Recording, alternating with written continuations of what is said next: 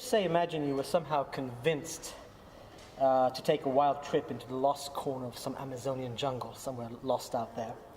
And you met an Amazonian who had absolutely no contact with the modern world, some native there, and had no idea what music or any of that is, whatever they play, heartbeat, rhythm, drums, whatever, bongos. And what would you do? What would you do as a musician? How would you communicate with your music with this person? Theoretically. I don't. If that happened, I don't think I'd start with music. I'd probably start with sort of rubbing my belly and saying, what's not poisonous or something. So the songs would come later. You would be pointing at different plants and rubbing your belly. Yeah, I'd probably just say, where's water? Like if I was out there and I was in contact with someone that had never been in contact with anywhere, that meant that I must be very far from anywhere. And if I were that far from anywhere, I wouldn't probably try and start singing to them first. I'd probably ask for help. Yes. Probably. And obviously if you did sing, would you consider not actually using lyrics, but maybe just utterances, guttural sounds? Yeah, and if I did sing, I would probably try and find out what they like singing so that I could sing along and show them that I'm all right with music, so I'm handy to have around, Okay. Wait for them to do something.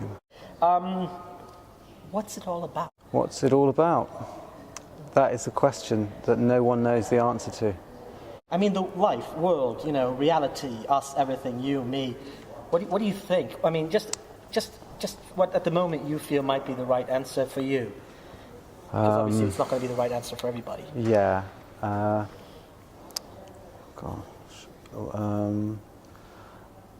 Well, I was funny. I was just having a conversation last night with someone about the sort of what's it all about, and you always end up with the same thing of just, well, what do you want? What do you want it to be about?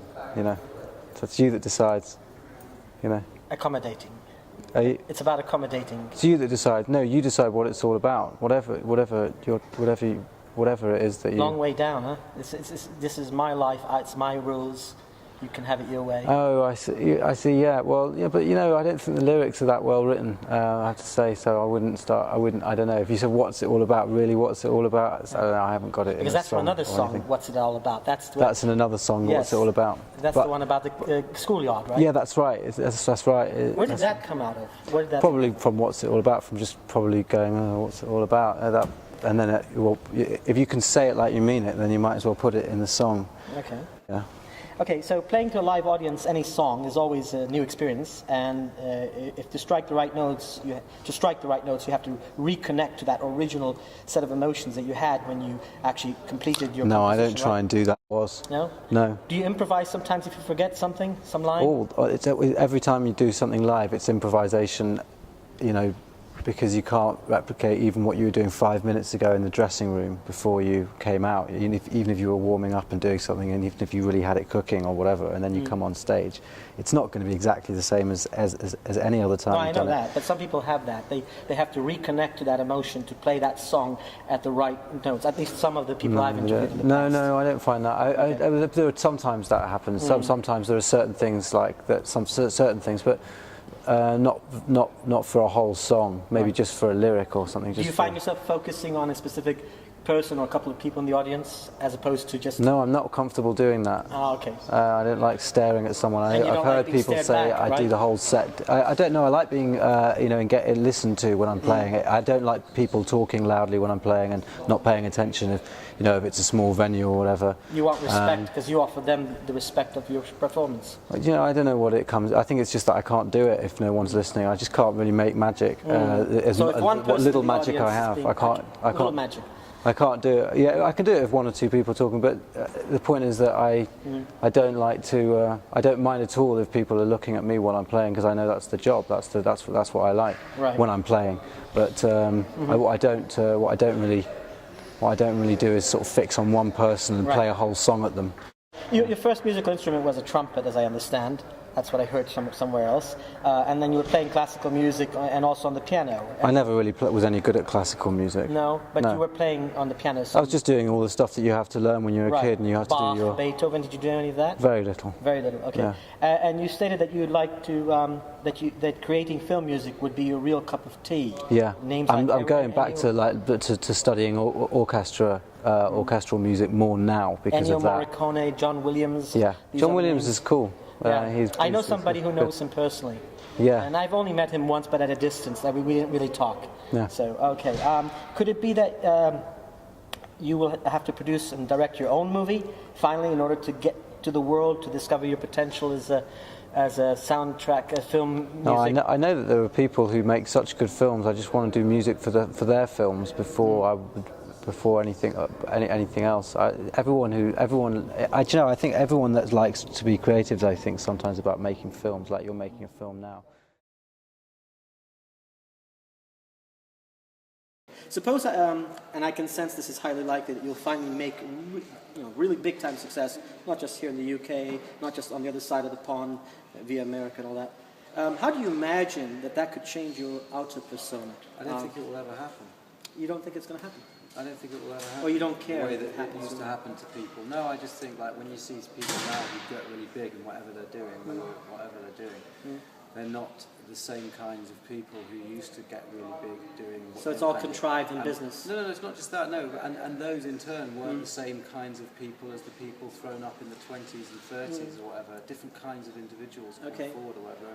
So I don't feel like it's in my path to play the game enough. But what if it happens? What are you going to do about that? I don't know.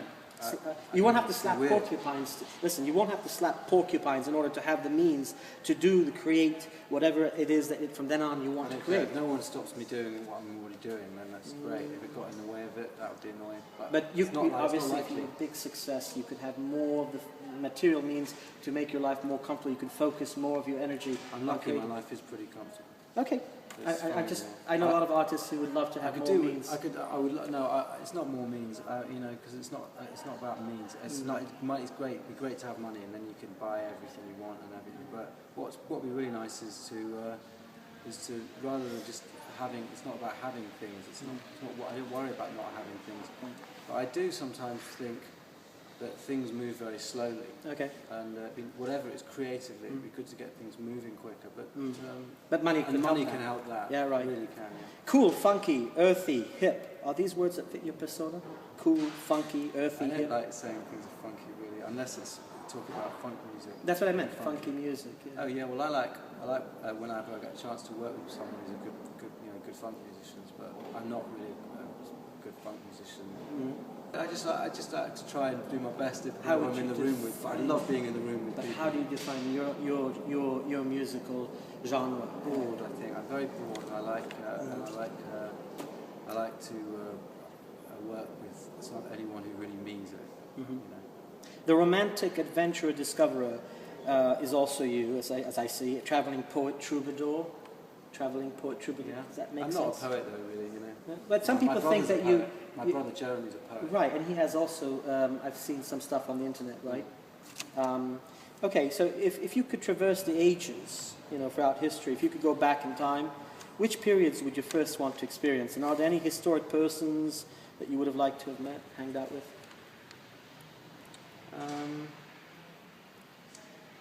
I don't know why, but the first person that jumps to my mind is Christopher Hitchens, and he only just died. But I discovered the author. Yeah, but I discovered him after he died, like loads of people did. It's horrid that that's how it happens. It's horrid that that's how it happens. But he had cancer, right? He had cancer, yeah. Did you meet him? No, I never met him. I said I didn't discover even his work until after he was gone. So if you're saying when would you like to have been alive, I'd like to have been alive now and a little bit before now, and I would like to have met a lot of the people who have been writing well and doing good stand-up comedy and making good films now. And now's a great time.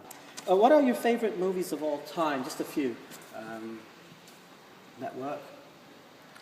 That's a great movie. 1976, right? I think it was. I wasn't there. I can't take it anymore. Enough is enough. Yeah, yelling out the window. Yeah. I'm mad as hell. I'm mad as hell. I'm not going to take it anymore. Yeah. 12 Angry Men. 12 Angry Men. Yeah. Another Sidney Lumet film, both of them. He's so good. Right. And you mentioned recently another one. Robert De Niro was in that movie. That was in an interview you mentioned not long ago. You said it was an underrated movie. Oh, yeah, I don't know. This was about the Good Shepherd. Oh yeah, that's not. I don't, yeah, but I mean, I didn't. It's really, really good. That I think I would say. I have not seen it, so I don't know. Probably somebody said it wasn't very good, or probably somebody hadn't seen it and didn't bother. And he's actually good, and he directed it, so it's pretty good. But do you like any Jarmusch films? Jim Jarmusch? Yeah. Do you like Tom Waits' music? Yeah. Yeah? If you were stranded on a desert island for years, for some reason no one came to rescue you, if only 3 songs on a solar-powered iPod would you want to have with you in that time? What 3 songs, if you had to have only 3 songs on an iPod on a stranded island? I can't have only 3 songs. But let's say that's all you could have. You had 3 songs. I know it's a terrible torture, but let's say you had only 3 songs that you could end up having, and you wouldn't choose it. It just ended up being that way. But what would you have liked them to be on a desert island by yourself? 3 songs. How long can they be? Whatever. Just what 3 songs could you right, live? okay, you pick long ones, it will be less annoying. I mean, by orders of magnitude. If you, I'm not talking about your own music necessarily. I'm talking about somebody else's 3 songs. Yeah, no, I know. I would never. I wouldn't take my own music because that would be totally mad. You could make your own music. Right. Okay. 3 songs, but good ones. Okay. I might take. Alice Coltrane there's a journey to Sasquatch Wonder or something like that. What's it called? Journey to someone. Next one. She looks amazing. She's Right. Yeah. Then that other one. Another one. Any classical music, perhaps? Yeah, maybe something nice and long.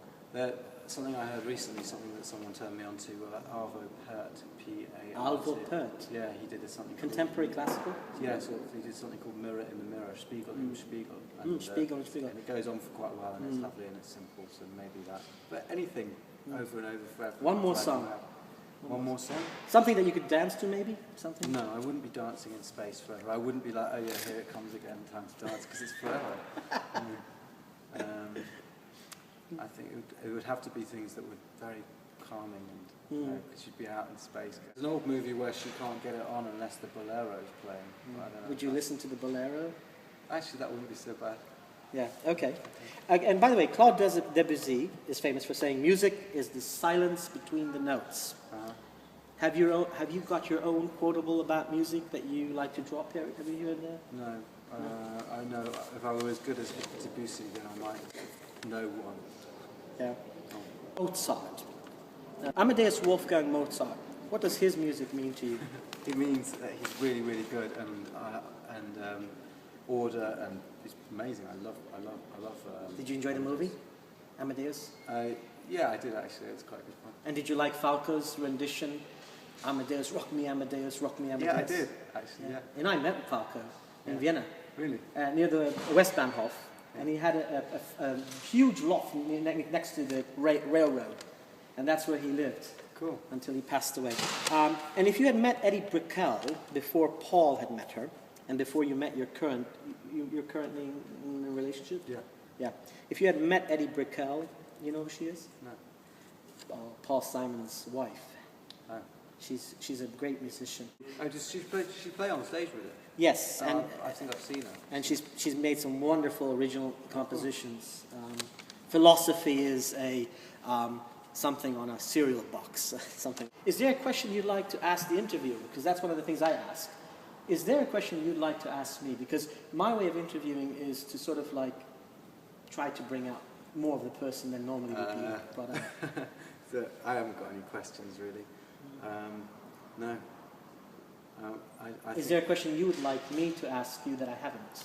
Is there a question that you've always wanted to ask? I think this has been a really good interview. I think you've asked lots of really good questions.